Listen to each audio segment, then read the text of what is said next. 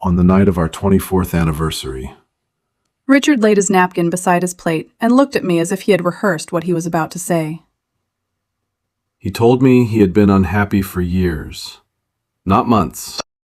Years. Then he said he could not stay in the marriage any longer. He did not ask what I thought. He did not suggest counseling. He did not even wait long enough for the waiter to clear our plates. Richard stood up, put on his coat, and walked out of the restaurant. I think he expected me to follow him. Maybe he thought I would cry in the parking lot. Maybe he pictured me grabbing his arm, begging him to come home, promising to become whatever version of a wife he had decided he wanted. I did none of those things. All right, I said. That was all he got from me. I paid my half of the check, left a decent tip, and drove home alone. At 11:38 that night, I opened the final loan email from our bank. Then I formally withdrew my consent from a $185,000 home equity loan. At that point, I did not know the whole truth. I only knew the company scheduled to receive most of the money was called Northline Renovation Services, and Northline was not fixing our roof. 3 days later, Richard came back and pounded on the garage door hard enough to shake the frame.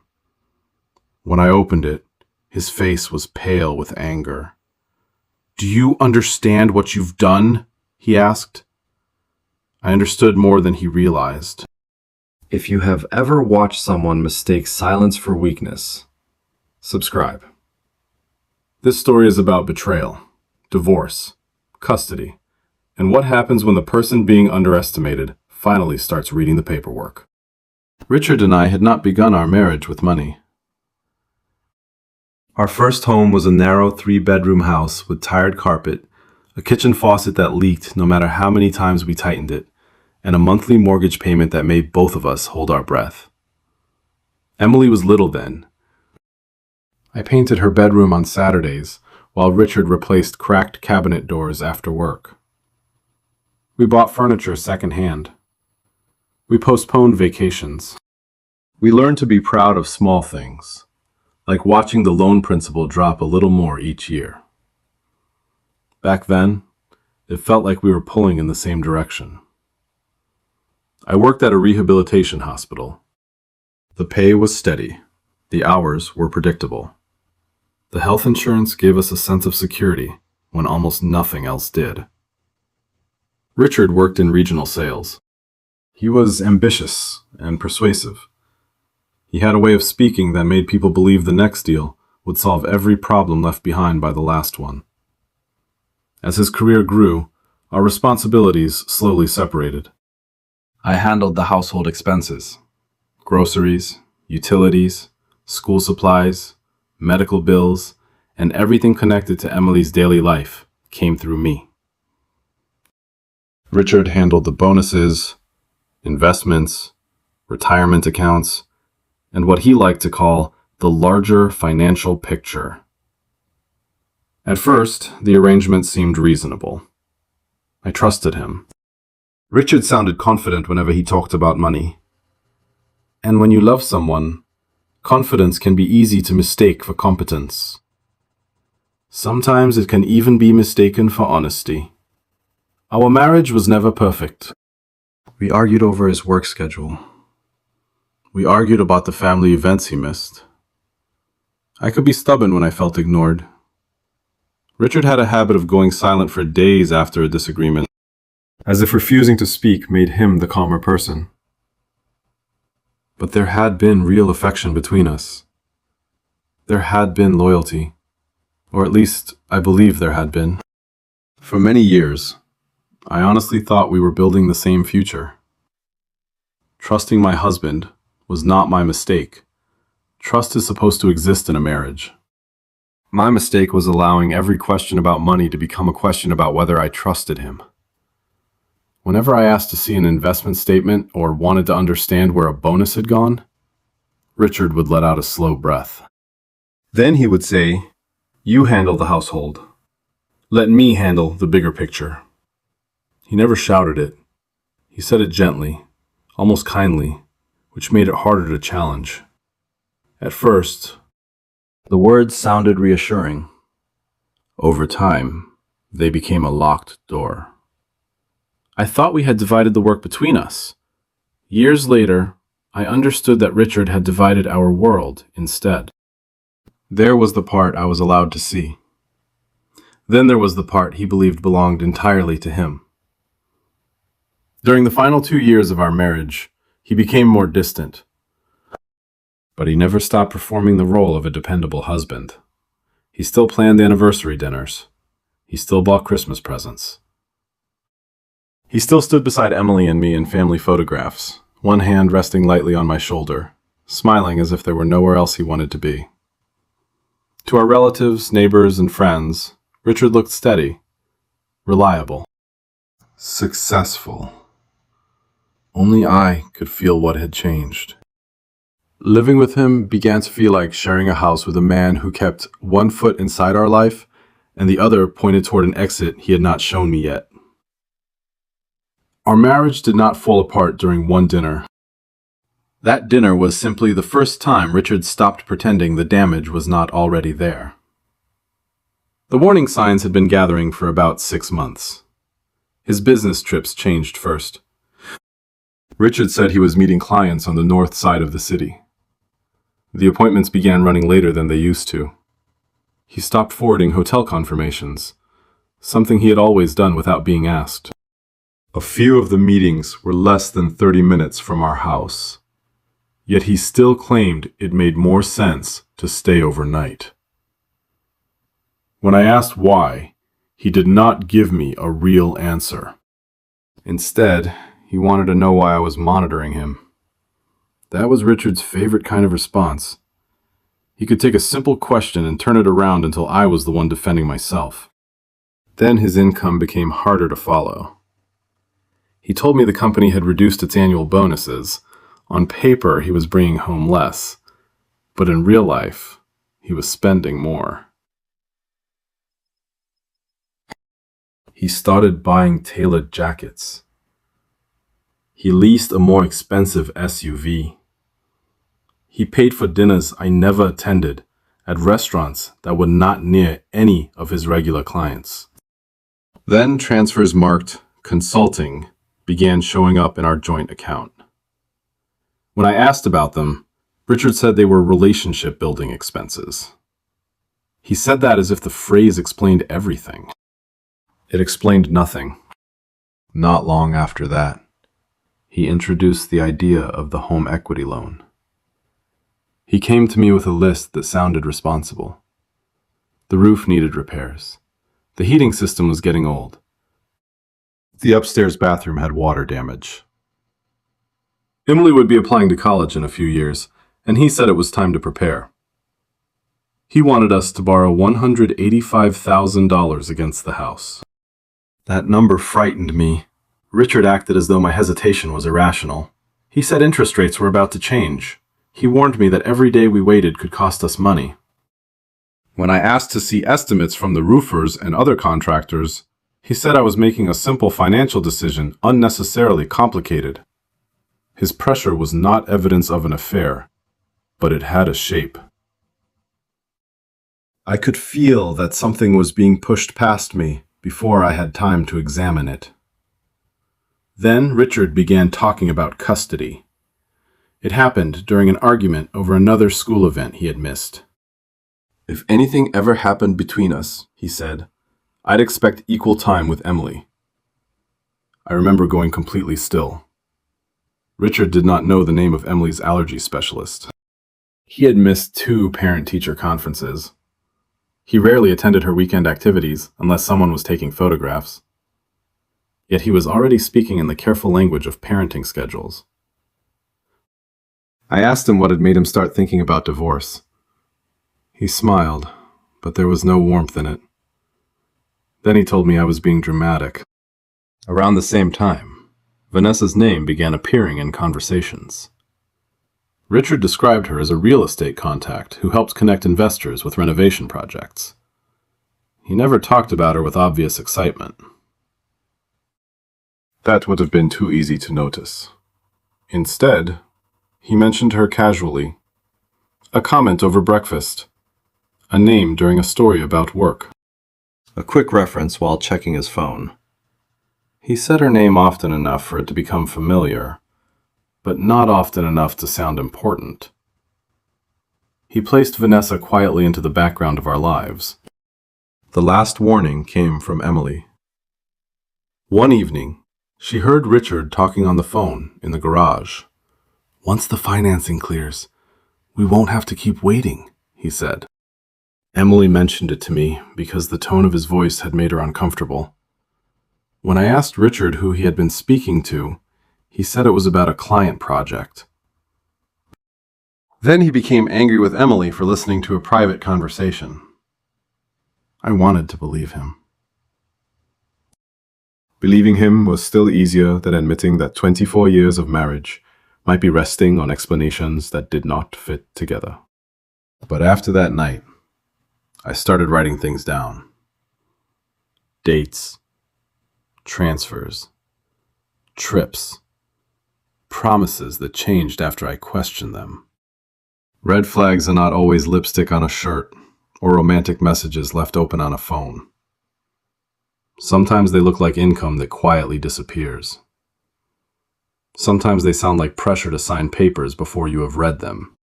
Sometimes they arrive as sudden questions about custody from a parent who has never learned the child's daily routine. And sometimes they are answers designed to make you feel guilty for asking the right question. I still did not have proof that Richard was having an affair. But on the night he walked away from our anniversary dinner, the bank gave me something more useful than suspicion. When I got home, I opened the online loan portal. The email said the home equity loan was scheduled to close the following morning. I began reading. Every page. At first, the documents looked ordinary. There were interest calculations, legal disclosures, and warnings about using our house as collateral. Then I reached the disbursement instructions. The money was not going into our joint account. $160,000 was scheduled to be transferred directly to Northline Renovation Services, LLC. The remaining $25,000 was labeled for furnishing and closing expenses. The project address was Unit 4C in a new condominium development across town. I read the page twice. Then a third time. There was nothing about our roof. Nothing about the heating system. Nothing about the upstairs bathroom. Nothing about Emily's education. I searched the state's public business records. Northline Renovation Services was registered to Vanessa Cole. I knew that name. The condo address was also close to the area where Richard claimed to meet clients.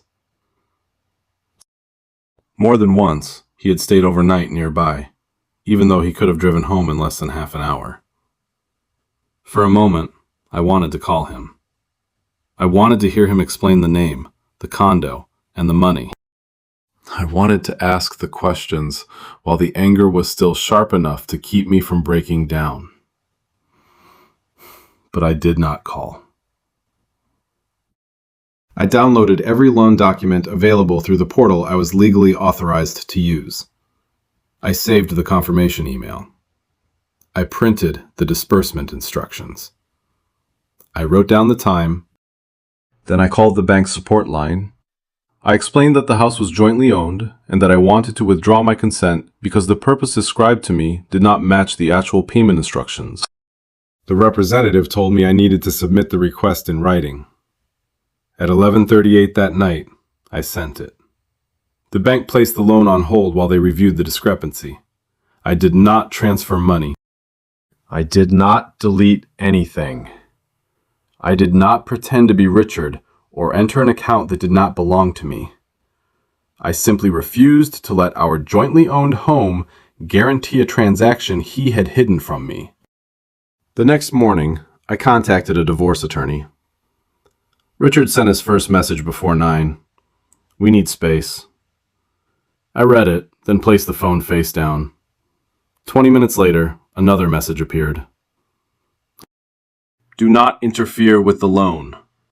It's already committed. That message told me more than he intended. He had ended our marriage the night before, yet his first real concern was not Emily. It was not the house. It was not an explanation. It was the loan. I still did not answer. By remaining silent, I protected our home from another $185,000 in debt. It was the first consequence Richard had not prepared for. But stopping the loan created a question that frightened me more than anything I had already discovered.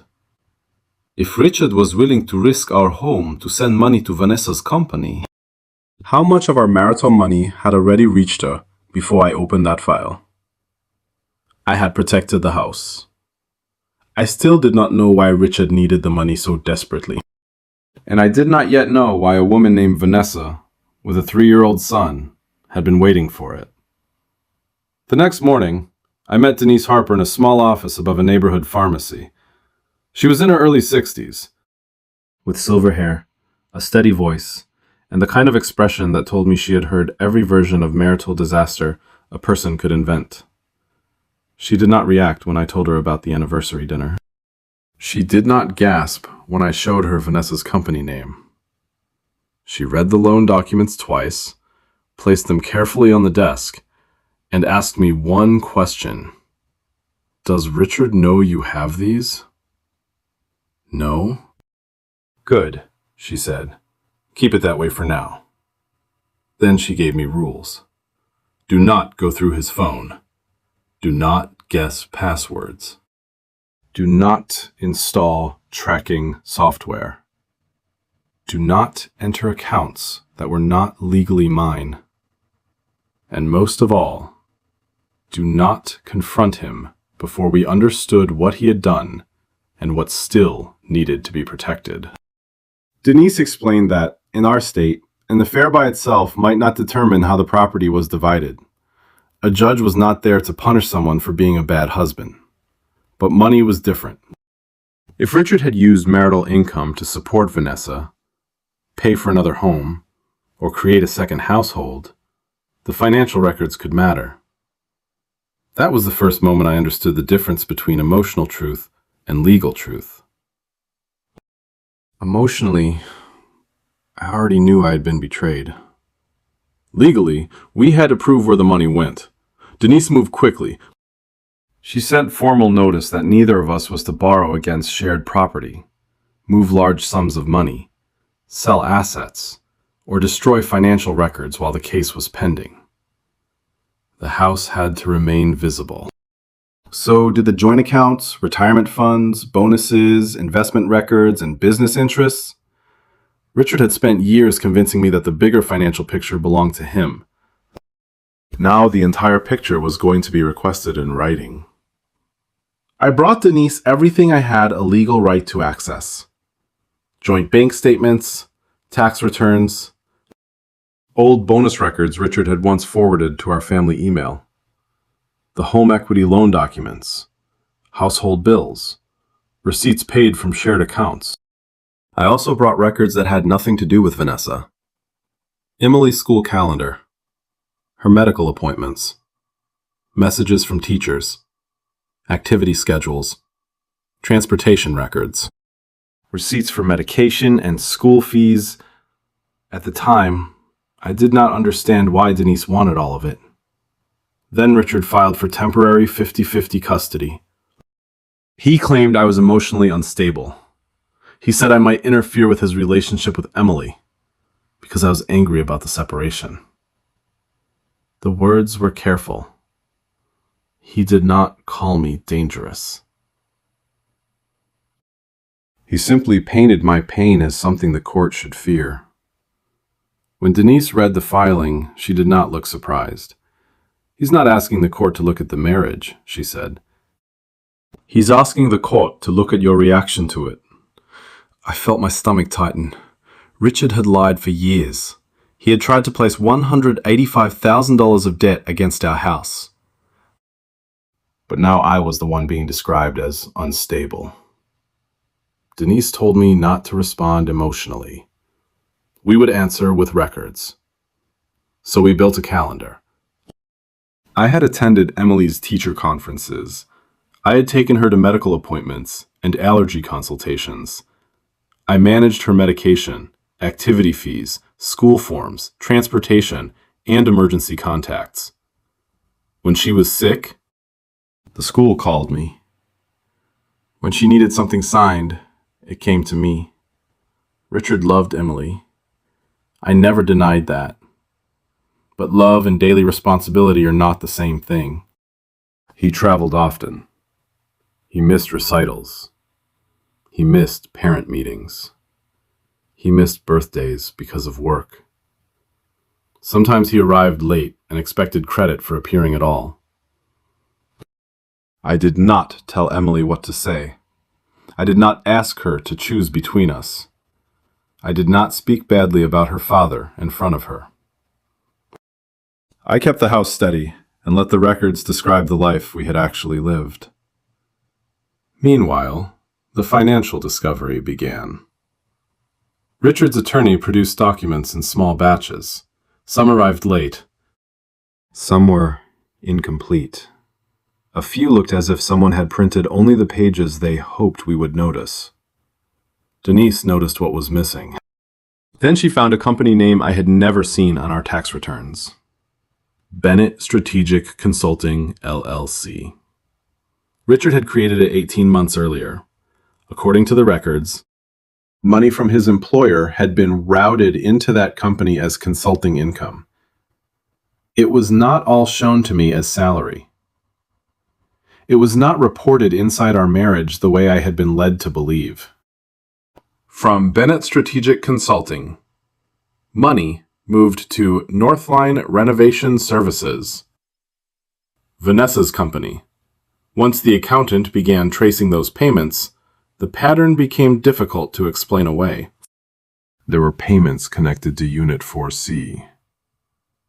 Rent, furniture, a deposit, insurance for a vehicle I had never seen. Then there were monthly payments to Bright Steps Preschool. The invoices listed the same child every month. Owen Cole. 3 years old. I remember sitting in Denise's office and staring at that name. A child's name changes the temperature of a room. Until then, I could still tell myself there might be another explanation. Maybe Richard had loaned Vanessa money. Maybe the condo was a reckless investment. Maybe the preschool payment was connected to a client or employee. I knew those explanations were weak. But when your life is breaking apart, the mind will sometimes build small shelters out of anything it can find. Then Denise discovered a payment to a private genetic testing laboratory. It had been made almost 3 years earlier through Richard's consulting company. The amount matched a paternity testing package. The result was not included. Denise requested the related records because the payment had been made with money earned during our marriage. I did not cry when she told me. I felt cold. Not angry. Not yet. Just cold. If the test involved Owen, then Richard's relationship with Vanessa had not started during the last 6 months. It had not even started during the last 2 years. It had existed long enough for him to father a child, order a test, and quietly begin paying expenses. While we waited for those records, the forensic accountant found something else. 2 weeks before Richard filed for equal custody, he had contacted his human resources department. He asked how annual bonuses were treated in child support calculations. He also asked whether a large commission could be delayed until the next calendar year. That timing said more than any speech he could have given in court. Richard had started asking about equal parenting time before he asked about Emily's school schedule. He had asked about reducing support before he asked what time she needed to be picked up from practice. Denise warned me not to assume that motive alone would decide custody. The judge will look at stability, she said. Participation, the child's best interests. We do not exaggerate. We document, so that was what we did. No angry messages, no threats, no public accusations. Just dates, records, transfers, and the ordinary proof of who had been present. By the end of the second week, I knew Richard had hidden income. I knew he had sent marital money to Vanessa's company. I knew he had been paying expenses for a 3-year-old child. But I still did not know how long the affair had lasted. I did not know what Vanessa believed. I did not know whether Unit 4C was intended as a place for secret weekends or as a permanent home. And I did not know whether Richard could repeat the word unstable often enough to make a judge forget 24 years of reality. Then the laboratory record arrived. Richard was Owen Cole's biological father. There it was. A result, a date, a name. No room left for interpretation. Owen was 3 years old. That meant Richard had been involved with Vanessa for at least 4 years. 4 years. While he stood beside me in family photographs, while he planned anniversaries, while he told me bonuses had been reduced, while he reminded me to trust him with the bigger picture, he had been building another life inside the one we were still living. The home equity loan was not funding a renovation project. It was not simply buying a condo for a mistress. Richard was trying to build a home for his second family. Discovery also revealed what he had told Vanessa. He claimed our marriage had been over emotionally for years. He said we were only together on paper. He said the divorce was a formality. Most importantly, he told her I had agreed to the home equity loan. He promised Unit 4C would close right after our anniversary dinner. That explained why he had chosen that night to leave. He believed the money was already secured. He thought he could end the marriage after I had signed away part of the house, but he never expected me to read the disbursement instructions. When the bank froze the loan, the condo contract stalled. Vanessa wanted proof that Richard could deliver the money he had promised. He could not. The money only existed if I allowed our home to stand behind it. That was why he came back 3 days later. Richard entered through the garage, holding a folder. He did not begin with an apology. He did not ask how Emily was handling the separation. He placed the folder on the kitchen counter and told me I needed to complete the signature. He said the financing deadline was approaching. If the loan failed, he would lose the deposit. I asked him to sit down. My voice was calm. That seemed to bother him more than anger would have. He accused me of making a private marital problem into a financial disaster. Then he said I was destroying the future of our family. Which family? I asked. Richard stopped talking. For once, silence did not belong to him. I placed the disbursement instructions on the counter. Then the Northline business registration. Then the preschool payments. Finally, I put the genetic testing invoice in front of him. His face changed when he saw it. Not because he was ashamed, because he understood how much I knew. I did not scream. I did not ask if he loved Vanessa. I did not ask whether he had ever loved me. Those questions would not protect Emily. They would not recover the money. They would not remove the debt he had tried to place on our house. I asked him something simpler. Was the loan for Vanessa, or was it for your son? Richard looked down at the invoice. Then he said Owen had nothing to do with our marriage. I told him Owen deserved support from his father. A child was not responsible for the lies that created the situation. But Richard's obligation to Owen did not give him the right to hide income, move marital funds, or borrow against the home where Emily lived. That had everything to do with our marriage. Richard called me cold. He said I was using Emily to punish him. He told me no judge would reward a mother who turned custody into revenge. I told him custody would not be decided by the words he used to describe me. It would be decided by school records, medical appointments, parenting schedules, travel dates, and the truth about who had been present. That was the moment he understood something had changed. For years, Richard had answered my questions by making me doubt myself. He would sigh. He would shake his head.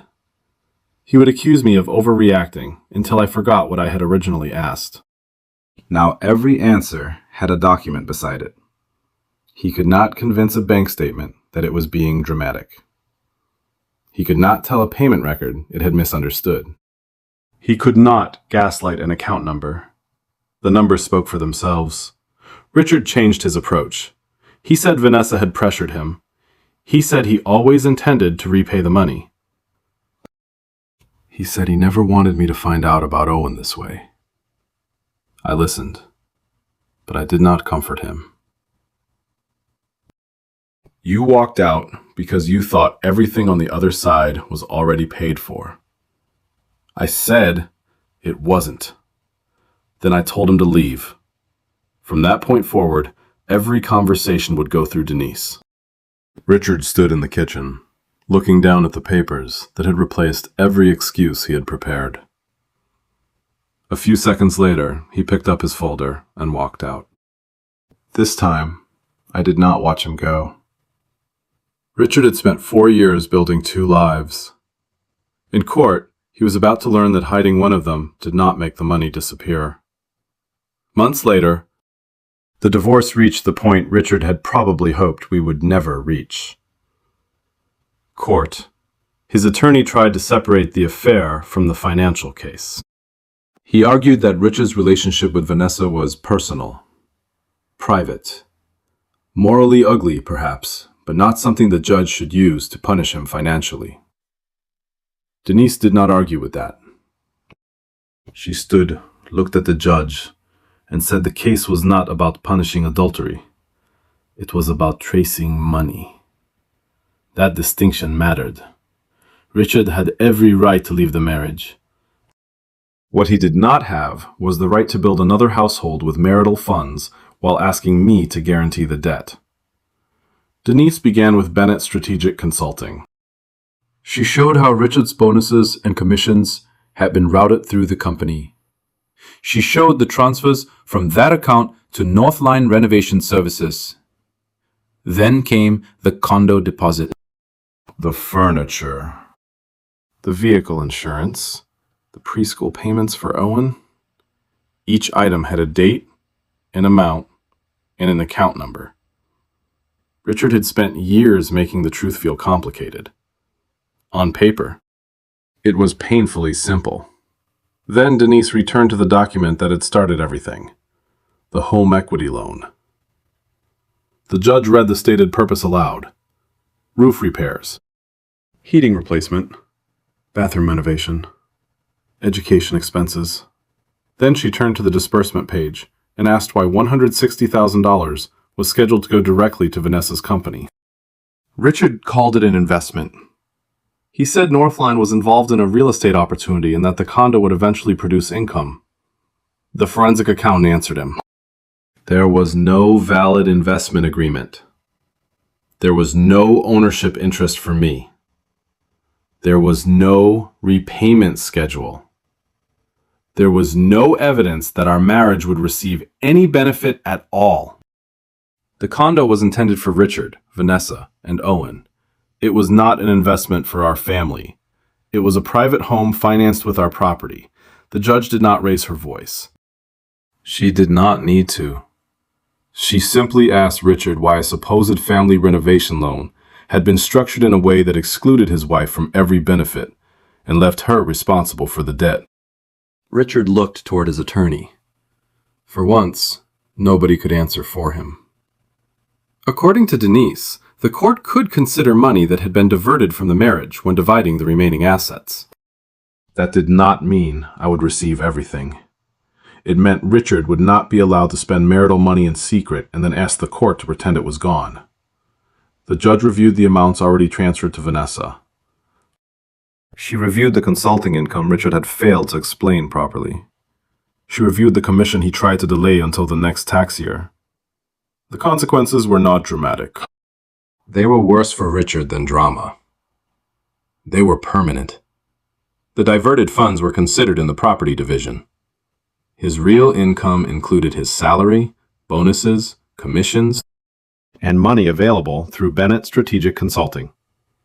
He received a smaller share of the remaining marital assets because he had already used part of those assets for his second household. He was also ordered to cover part of my legal fees because his incomplete disclosures had increased the time and cost of the case. Most importantly, the house remained free of the additional $185,000 in debt. I was allowed to stay there until Emily finished the school year. I did not leave court with every dollar Richard had ever earned. That was never the goal. I left with a fair share, a protected home, and proof that the truth still mattered when someone took the time to organize it. Custody was decided separately. Richard again asked for equal parenting time. His attorney said he loved Emily and deserved the chance to become more involved in her life. I never argued that he did not love her. I believed he did. But custody is not a reward for loving your child in theory. It is a responsibility measured in ordinary days. The judge reviewed the parenting calendar. She looked at school records, medical appointments, transportation, missed events, and Richard's travel schedule. She saw years of consistency from me. She also saw that Richard's sudden interest in equal time had appeared at almost the same moment he began asking how custody would affect child support. That did not make him an unfit father. But it did make his request harder to accept at face value. I remained Emily's primary residential parent. Richard received a clear schedule and meaningful time with her, but not the 50-50 arrangement he had demanded. Child support was calculated from his actual earning capacity. That included the income he had tried to move through the consulting company. It included commissions. It included bonuses. It included the money he had hoped would remain outside the picture.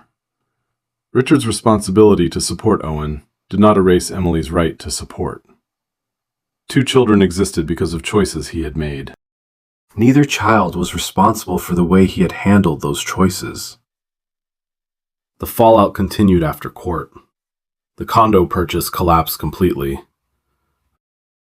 Vanessa ended the relationship after learning that Richard had lied about the money, the loan, and how close he had actually been to divorce. He had told her our marriage was already over. He had told me there was nothing to explain. In the end, both women discovered that Richard's promises only worked when nobody compared notes. His employer also reviewed several expense claims connected to Bennett Strategic Consulting. I never received every detail of that investigation. I did not ask for them. By then, I had stopped measuring my recovery by how much Richard lost. He did not end up homeless. He did not lose every dollar. That would have made the story easier, but this would not have made it through. He rented a 1-bedroom apartment near the highway. He paid legal fees. He supported 2 children. He lived with a smaller share of the assets he had once assumed he controlled. What he lost was the future he had built with other people's money and other people's trust. I walked out of court without celebrating. Justice did not give me back the 4 years Richard had spent lying. It did not remove the image of him sitting beside me at anniversary dinners while planning another home. It could not return the peace I had lost before I even knew it was gone. What it did was practical. It stopped him from charging the cost of his second life to Emily and me. The court did not punish Richard for loving someone else. It held him responsible for hiding income, misusing marital funds, and trying to place debt on a home he had already decided to leave. I did not leave the courthouse with everything Richard owned. I left with something more important. I finally knew where my own life stood. 18 months later, that life looked very different. Not broken, not temporary, built. I sold the old house when the market was strong. I did not sell because Richard forced me out or because I could no longer afford to stay. I waited until the timing worked for me. Then I used my share to buy a townhouse near Emily's school. It was smaller than the house we had left behind. It was also quieter. Every bill came in my name. Every account made sense. No money disappeared into a company I had never heard of. No document arrived with a story attached that did not match the numbers. For the first time in years, I knew where every dollar went. I opened my own investment account. I rebuilt my retirement plan. I created an emergency fund that no one else could borrow from, vor, or quietly promise to another life. At the hospital, I took on more responsibility. I had always been good with details. I had simply spent too many years believing that financial decisions belonged to someone more confident than me. My supervisors noticed my work. I was promoted to Director of Financial Operations and placed in charge of a department twice the size of my old team. The woman Richard once told to leave the bigger picture to him was now responsible for overseeing millions of dollars. I never needed to point out the irony. Success has a way of speaking without raising its voice. Emily adjusted to the new schedule. She continued seeing Richard, and I never asked her to carry my anger for me. She began preparing for college. We filled out applications at the kitchen table in the townhouse, usually surrounded by coffee cups, school papers, and takeout containers. The life we created was not perfect, but it was honest. Nothing in that home depended on pretending. Daniel entered my life slowly. He was 54 and had been divorced for years. He did not arrive to rescue me. By then, I had already rescued myself. What he brought was steadiness. He kept his word. He arrived when he said he would. He answered questions without turning them into accusations. He was proud of my career, not threatened by it. He did not ask me to become smaller so he could feel larger. He supported the life I had built instead of taking control of it. One evening, Richard sent me a message. He said he finally understood the size of his mistake. He asked if we could meet. He said there were things he still needed to explain. I read the message once. Then I closed my phone and returned to the dining room. Emily and Daniel had arranged a small dinner to celebrate my promotion. There were flowers on the table, a cake from the bakery near the hospital. Emily was laughing because Daniel had bought candles with the wrong number on them. I did not feel angry when I thought about Richard sitting somewhere, waiting for a reply. I did not feel victorious either. I simply had somewhere better to be. Years earlier, Richard had walked out of a restaurant believing my future would collapse without him. Instead, I built a new career. I protected my daughter. I secured my finances. I bought a home where no one needed permission to feel safe. I did not win because Richard lost. I won because my life became larger, calmer, and more successful than anything he had ever allowed me to imagine. That is the part people sometimes misunderstand about redemption. It is not revenge with better lighting. It is not waiting for the person who betrayed you to suffer enough. It is reaching the day when their regret no longer changes your plans. It is building a life so full that their absence stops feeling like an empty space. Richard once believed he controlled the bigger picture. He never understood that I was the one holding the frame. Subscribe for more stories about betrayal, divorce, custody battles, and the people who rebuild their lives stronger than before.